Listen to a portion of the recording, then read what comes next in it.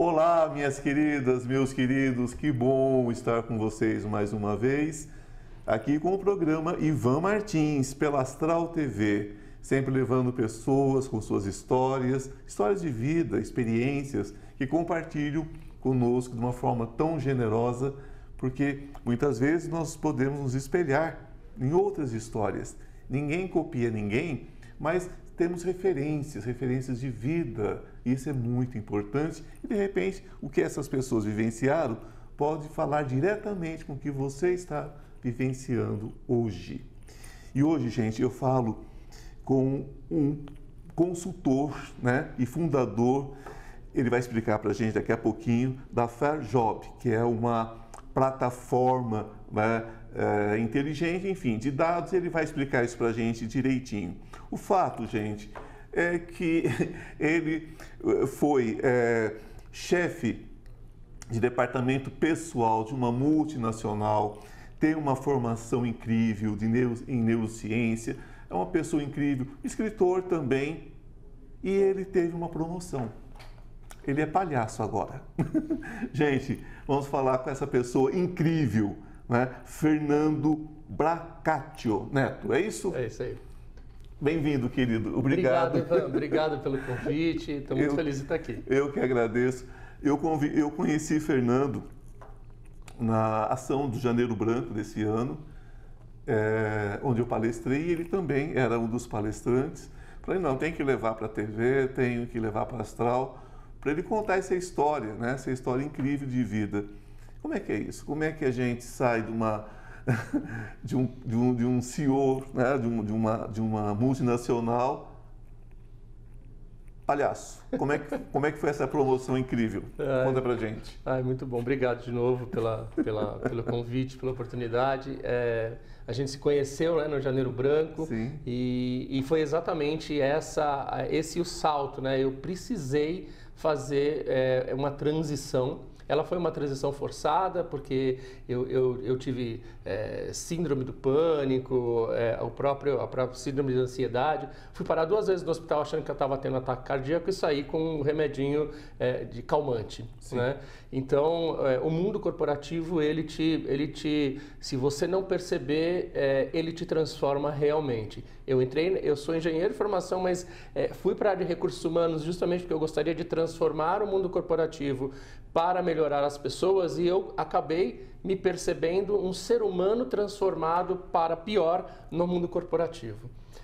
E aí eu tive que fazer uma pausa, né? Por motivo de saúde, por motivo de burnout, mas eu tive que fazer uma pausa, e nessa pausa o tratamento do burnout, o tratamento, né, da síndrome da ansiedade se faz com um psiquiatra. E o psiquiatra falou assim, olha, vai fazer alguma coisa que você goste, vai fazer alguma coisa para desopilar. E uma das coisas que uma amiga muito querida tinha me falado, que tinha trabalhado comigo, você está muito chato. Trabalhar com você não é mais legal, a gente ria, a gente se divertia, e hoje não é mais legal. E aí, quando eu fiz essa pausa, eu falei, vou fazer um curso de palhaço. Porque eu tinha assistido um filme, Pat Adams, na época, e eu falei, eu quero fazer até para tentar resgatar talvez o riso ou a alegria que eu tenha perdido. Sim. Com 1 mês de curso, e eu tenho medo de hospital, né? Tinha medo de hospital, e com 1 mês de curso, tinha algumas pessoas que trabalhavam em um grande hospital em São Paulo e me falaram, você não quer fazer parte, né, do palhaços lá do hospital, do departamento, tal, do Albert Einstein? E eu falei, não sei, eu queria, mas acho que eu não levo jeito, tal. Bom, tô lá há 10 anos, né? Somos felicitologistas, bobologistas, humorologistas, e aí a gente percebe, Ivan, como o mundo é tão grato com a gente e a gente não percebe essa gratidão. E aí, quando você vai fazer um trabalho voluntário, se dedicar com outras pessoas, né, que também querem fazer o bem, mas você vê você se depara realmente com o que é problema, aí eu olho para trás e penso em toda a minha carreira corporativa, pouquíssimos problemas se comparam a um problema, por exemplo, de um pai ou de uma mãe que está no hospital acompanhando um filho com leucemia, esperando transplante ou com um problema grave. Então, a gente não repara o quanto a gente é feliz e não sabe. Até que o vento bate na janela e faça barulho, né? Bate forte, bate né? Forte, bate para machucar. Bate para machucar. Bate para acordar, talvez, acordar, né? Sim. Acorda, né? Eu acho que é isso. A gente precisa, às vezes, de um salavanco, né? De um solavanco, de um grito na orelha, né? Para a gente acordar. Mas a gente acorda. Acorda, a gente desperta, né? Desperta. A gente desperta, a gente fica... E realmente foi... Eu falo que tem um Fernando antes, né? Os palhaços, eles têm um nome, então eu tenho um nome, é o Netôncio. Então existe um Fernando antes do Netôncio. Netôncio, porque eu sou o Fernando Brancati, o neto. E aí o Netôncio era... Quando eu fazia alguma coisa assim, os meus amigos, né?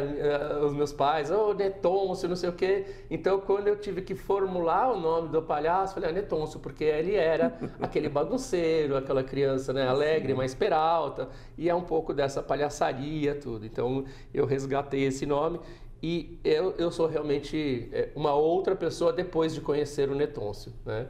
Então, até a gente falar sobre a Aldravia, né, que é um poema de 6 letras, e a gente escreveu algumas aldravias corporativas, que é um livro, que a minha primeira aldravia é exatamente tornei palhaço Netôncio, voltei a sorrir vida. Falando em livro, ele é um dos autores desse livro.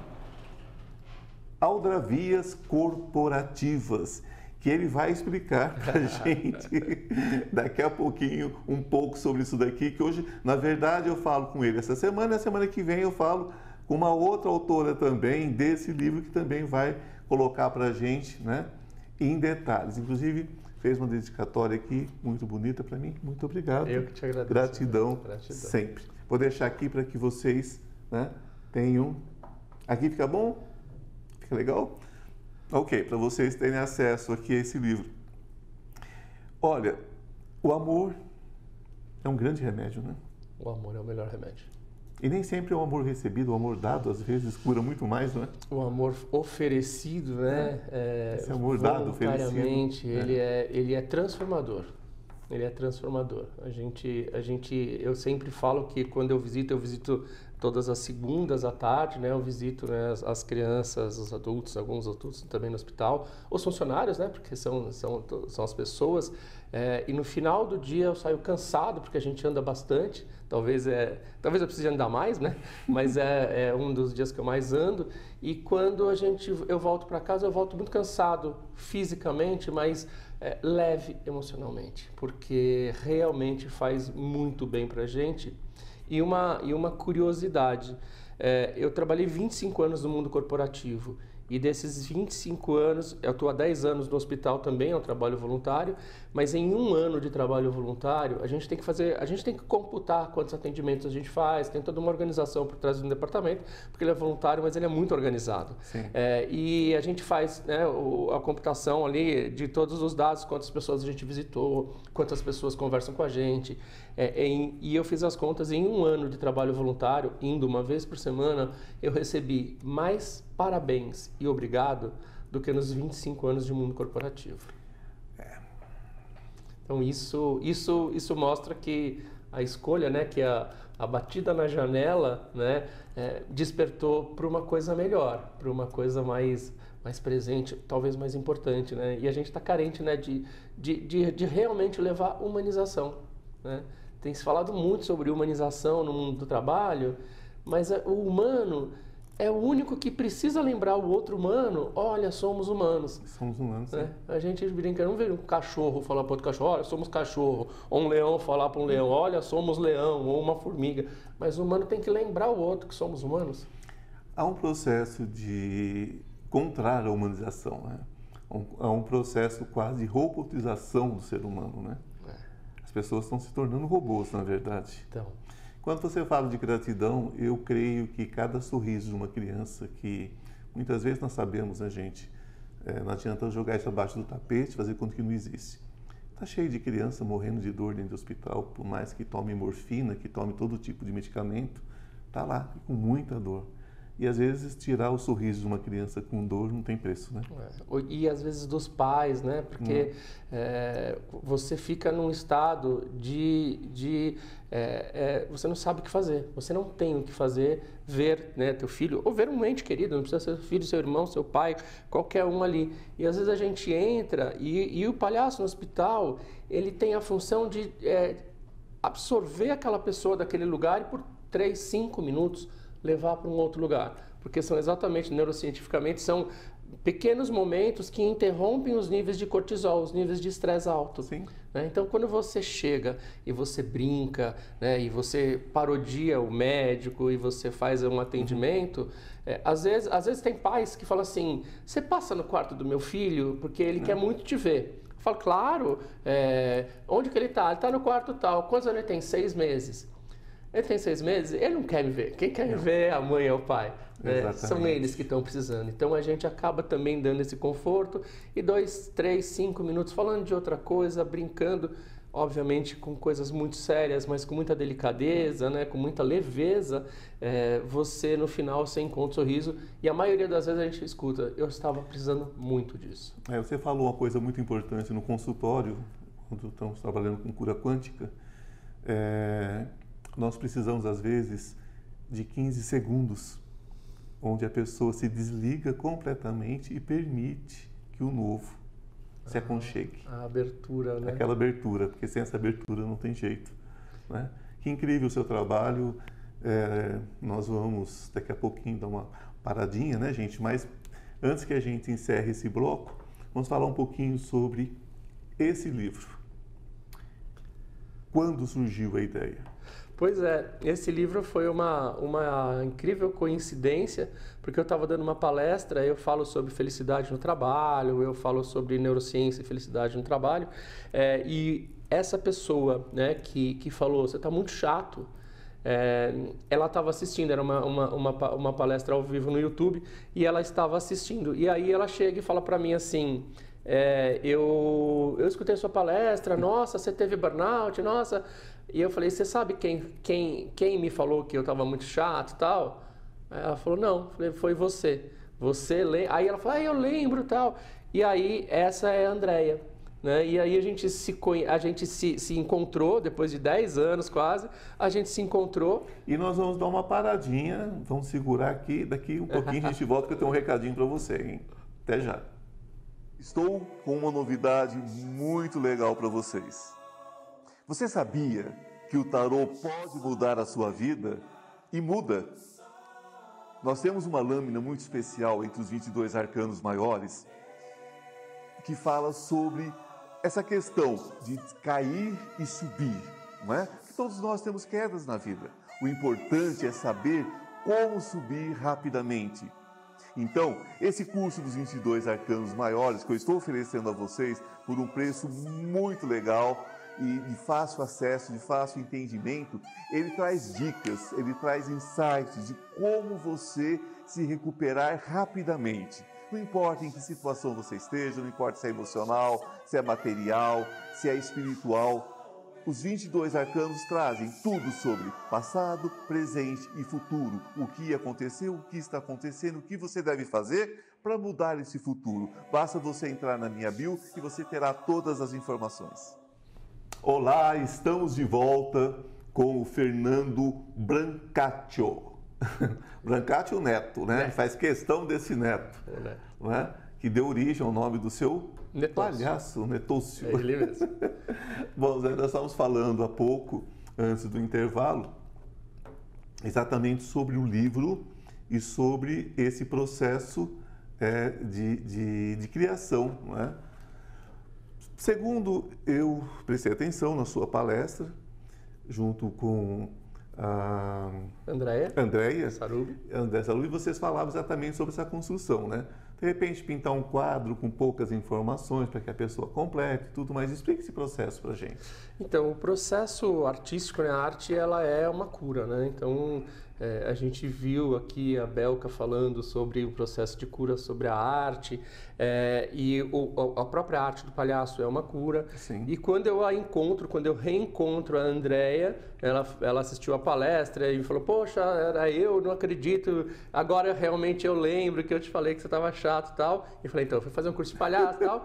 E ela falou, poxa, vem aqui. E eu fui, a gente foi tomar um café, a gente marcou e ela estava preparando uma oficina de aldrabia que ela dá gratuitamente num parque de São Paulo. E eu falei, eu nunca tinha ouvido falar de aldrabia. Ela falou, é uma poesia mineira, são 6 palavras ordenadas pela esquerda, com letras minúsculas, tem que ter uma metonímia, uma metáfora, né, mas que conte uma história. E a primeira aldrabia que eu faço, que virou uma tatuagem, foi conheci palhaço Netôncio, tornei sorrir vida.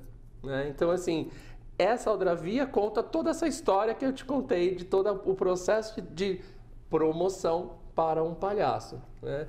E a arte, ela tem essa capacidade de nos levar para outros lugares, né? E neste mesmo momento de você fazer uma atenção plena, um mindfulness ou um processo, né, de yoga, onde você tem um relaxamento do teu corpo, do seu sistema imunológico, então você regula, você entra em homeostase o teu corpo e isso faz com que você se sinta melhor. Libera neurotransmissores e hormônios que trazem o sentimento de bem-estar. Então a arte é um grande portal para o bem-estar.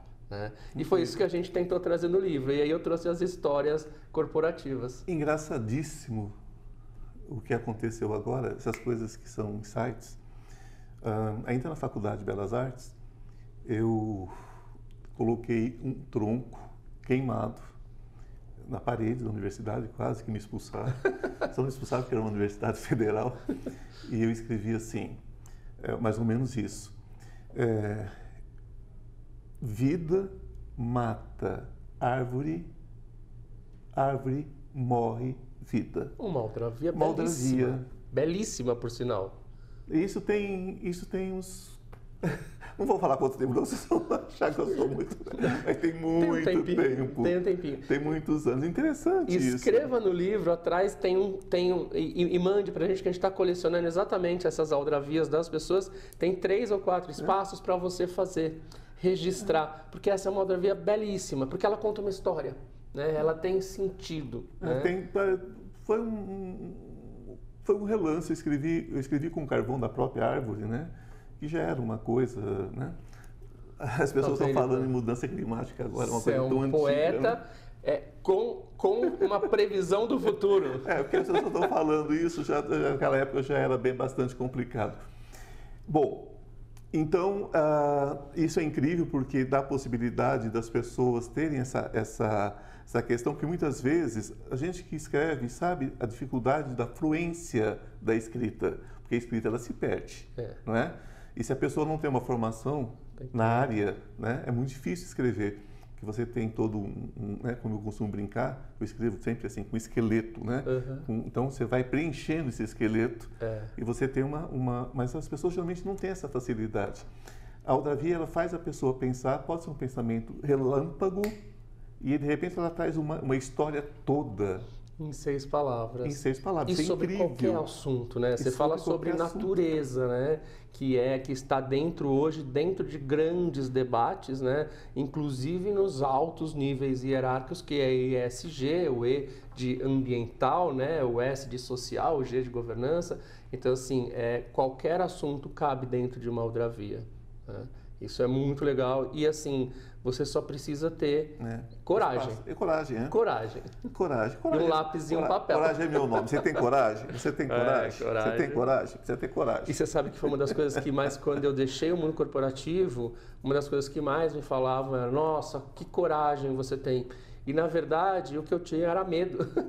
E o medo é assim, não é a ausência da coragem, né? Mas ele é o tipo de enfrentamento, né? Para você, a coragem é um enfrentamento do medo e não a ausência. Essa é a verdadeira coragem, né? Apesar do medo, você seguir em frente, né? Tá com medo? Vai com medo mesmo, né? Vai com medo mesmo, né? Comigo tudo foi no grito sempre, então a coragem para mim significa isso, é agir apesar do medo. Agir apesar do medo. Mas você, como um curado, vamos colocar assim, né?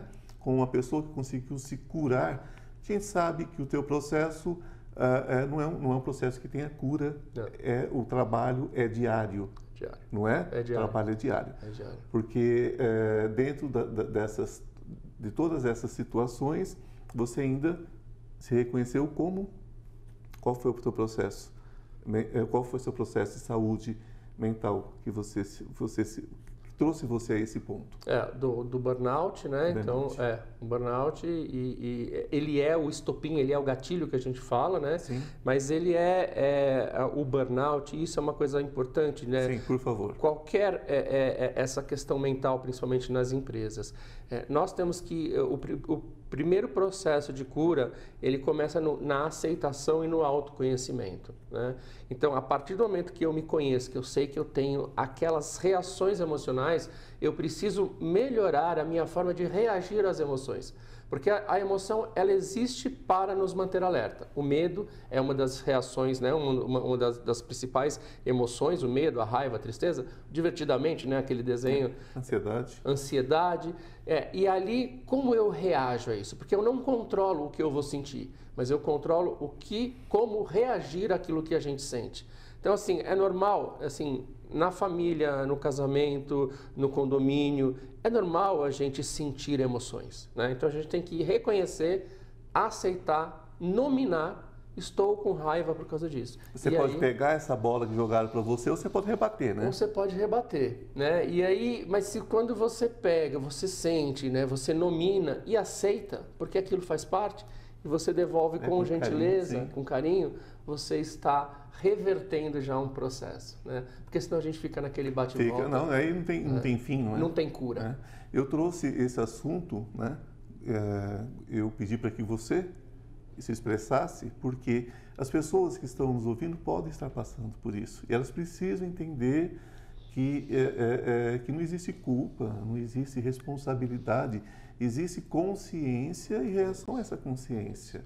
E coragem de enfrentar, porque é uma fraqueza, peça ajuda. Existem áreas, né, para pedir ajuda. Fraqueza é uma coisa tão relativa, é tão complicada. O que é fraqueza, o que é força, não é? Isso é relativo, cada ser humano é único, não é? Então procure uma maneira de viver bem com aquilo que você carrega. E acredite, creia, se você passar uma peneira, fica muito pouca gente em cima dessa peneira que não tem alguma questão para ser trabalhada. Então, de perto ninguém é normal, né? De perto ninguém é normal. Então, a sanidade mental era uma coisa que devia ser trabalhada desde a infância, do bebezinho. Perfeito, ali tinha que trabalhar. Perfeito, Léo. A gente só vai correr quando já está meio tarde, né? Nunca é tarde, mas quando já está muito avançado o processo. Quando é mais difícil mudar, né? Embora existam estudos recentes que provem que o cérebro ele continua com o nascimento, né, neurogênese, nascimento e renovação de neurônios, ele obviamente que tem uma velocidade muito menor do que na infância. Então, a primeira e segunda infância o caminho, é o momento certo de, inclusive, ensinar sobre gestão emocional, inclusive ensinar sobre humanização, sobre amor, né? Porque é ali que se sedimentam alguns dos principais aprendizados se segmentam ali. E eu acho que um dos principais sintomas, se você está infeliz, tem alguma coisa errada, porque o normal é estar feliz. Nós nascemos para a felicidade. Querido, fala um pouquinho, nós já estamos quase encerrando, mas fala um pouquinho sobre esse seu trabalho como consultor dessas empresas. Tá. Bom, a partir de todo esse processo, eu resolvi fundar, né, a Fairjob, que é uma plataforma para mensurar exatamente alegria, felicidade, saúde mental dentro das empresas, porque eu não queria que outras pessoas precisassem passar e precisassem sofrer aquilo que eu sofri. Exatamente. E aí, a partir disso, eu faço parte hoje de um grupo de conselheiros, né, que estamos levando essa importante mensagem, essa importante conscientização para o board, né, para os níveis mais altos de gestão, onde falar sobre emoções não é fraqueza. Falar sobre saúde mental ou sobre doença é importante, né? Então, esse é o papel hoje de um conselheiro falando sobre, alertando sobre esses riscos. Porque, primeiro, é um risco humano, mas também é um risco para o negócio. Então, sim, você precisa entender que onde existe o risco, existe uma oportunidade. Mas você precisa saber reconhecer na hora certa. Né? Sim, porque felicidade traz lucro, viu? Felicidade traz lucro. Felicidade traz lucro. Tristeza, só prejuízo. E nunca se sabe a reação de uma pessoa pressionada na dor, que ela pode fazer dentro de uma empresa. Porque quando as pessoas falam, uma tragédia, não é uma tragédia, é uma tragédia anunciada, foi preparada, não é? Foi. Eu costumo dizer o seguinte, meu querido, crie os seus monstros, mas conviva com eles. Conviva com eles. Conheça-os pelos nomes. Conheça pelo nome, porque isso é uma selva? É, mas tudo que você vê de reação contra você é uma construção, não é? Ou nós entendemos que ninguém nasce monstro. Lógico que tem psicopatia, tem algumas coisas, mas a grande maioria dos monstros são construídos. Esse é o problema. 95% das nossas preocupações só existem na nossa cabeça. Só na nossa cabeça. Quais são os seus contatos? Meus contatos é olá, @Fairjob. Fairjob está em todas as redes, as plataformas. Olá, @Fairjob e fairjob.br. Gente, gratidão por estarem comigo. Gratidão, meu querido. Eu que agradeço. Que muito obrigado. Você estar aqui. Adorei. Que bom. Adorei. Que a luz esteja em cada um de vocês. Namastê. O Deus que habita em mim, saúde o Deus que habita em você. Um beijo no coração. Até semana que vem. Gratidão. Tchau, tchau.